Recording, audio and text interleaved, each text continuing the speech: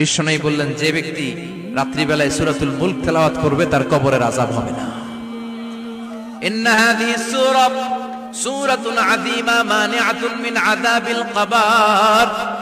এই সূরাটা এমন সূরা, সাধারণ কোন সূরা না। এই সূরাতুল মুলক যে রাত্রিবেলায় তেলাওয়াত করবে তার কবরের আযাব থেকে তারে বাঁচিয়ে দিবে কে? নাম্বার 1 ফাজিলাত স্ট্যাটাস মনে থাকবে তো। 2 নাম্বার স্ট্যাটাস শাফাআত লি সাহিবিহা। এই সূরাটা এই সূরার তেলাওয়াতকারীর জন্য কিয়ামতের দিন সুপারিশ করবে। কোরআন সুপারিশ করবে, চারটেখানি কথা না। কোরআন যদি আপনার বিরুদ্ধে দাঁড়ায় আপনার জান্নাত ক্যান্সেল, আর কোরআন যদি আপনার ব্যাপারে আল্লাহর কাছে রেকমেন্ডেশন করে জান্নাত আপনার জন্য ওয়াজিব করে দিবে কে?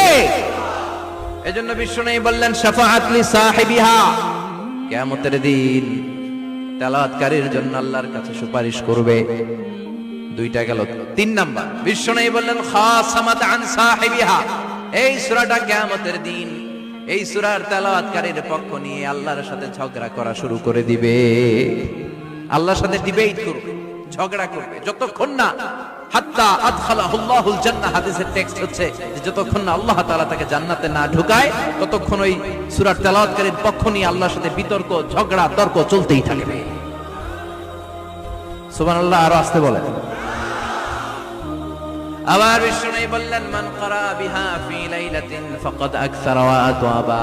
রাত্রিবেলা এই সূরাটা যে তেলাওয়াত করবে পুরো রাত্রিটারে বরকতময় করে দিবে কে? এজন্য বিশ্বনবী আবদার করে, আবেদন করে আমাদের কাছে বলে গিয়েছেন, আমি চাই আমার প্রতিটা উম্মতের হৃদয়ে এই সূরাটা গাঁথা থাক।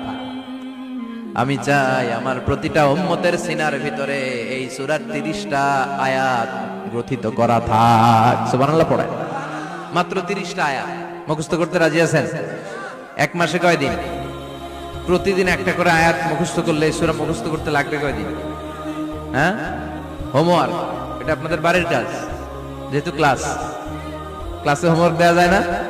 আরবিতে বলে আল ওয়াজিব আল মানজিলি। আমি গতানুগতিক তাফসীর করি না, আমি সমাজের খুঁতগুলো ধরে ধরে ডিসকাশনের মতো আমি করি। বিভিন্ন জেলায় যে ওখানকার ইয়াংদের সাথেও বসি, কথা বলি। এটাই আমার তাফসীর, এটাই কোরআনের এক্সপ্লেনেশন এন্ড ইন্টারপ্রিটেশন। এতেই মানুষ উপকৃত হয় বেশি। চিল্লা এখন ঠিক কিনা? তো এটা আপনাদের বাড়ির কাজ, মাইথার দিয়া বাসীদের বাড়ির কাজ। হায়াতে আল্লাহ বাঁচায় রাখলে আবার কখনো দেখা হলে জিজ্ঞেস করবো যে মুলক মুখস্থ হয়েছে কিনা। কে কে মুখস্থ করবেন না হাত তোলেন। সবাই করবেন। এবার কে কে মুখস্থ করবেন হাত তুলে আমার না আল্লাহর দেখান। আল্লাহ তুমি কবুল করো। আরো জোরে পড়েন আমিন। হাত নামান। এই সূরাটা it's an eye opener for you. এটা আপনার চোখ খুলে দিবে। এই সূরাটা আপনার চোখকে খুলে দিবে, আপনার ঘুমন্ত বিবেককে জাগিয়ে তুলবে। স্রষ্টার ব্যাপারে আপনার যদি কোনো সাসপিশন থাকে, সন্দেহ থাকে, এই সন্দেহের পাহাড়কে ভেঙে এই সূরা চুরমার করে দিবে। চিল্লায় বলেন সুবহানাল্লাহ। আল্লাহ ডেকে বলে, গোলাম, কিছু কিছু নাস্তিক আছে আমারে খুঁজে পায় না। এরকম কপাল পোড়া নাদান নাস্তিক বাংলার জমিনেও আছে না নেই? এরা বলে আনসিন ইজ নাথিং, যেটা দেখা যায় না ওইটা মানি না। বলে না, do you see the air in the atmosphere? বাতাসে, বায়ুমণ্ডলে যে বাতাস ঘুরে বেড়ায় এটা কি তুমি দেখো? তো মানো কেন? Why do you believe on that? Why do you believe on air? বাতাস বিশ্বাস করস কেন? কপাল পোড়া নাস্তিকরা বাতাস মানে না। কথা কর।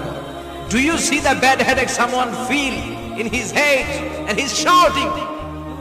মাথার ব্যথায়, মাইগ্রেনের পেইনে যখন কেউ চিৎকার করে তার মাথার ব্যথা দেখা যায়। আমার এখন প্রচন্ড মাথা ব্যথা যদি হয়, আপনারা দেখতে পাচ্ছেন তো, নাস্তিকরা কি মাইগ্রেনের পেইন বিশ্বাস করে না? মাথা ব্যথা বিশ্বাস করে কি করে না? বাতাস বিশ্বাস করে কি করে না?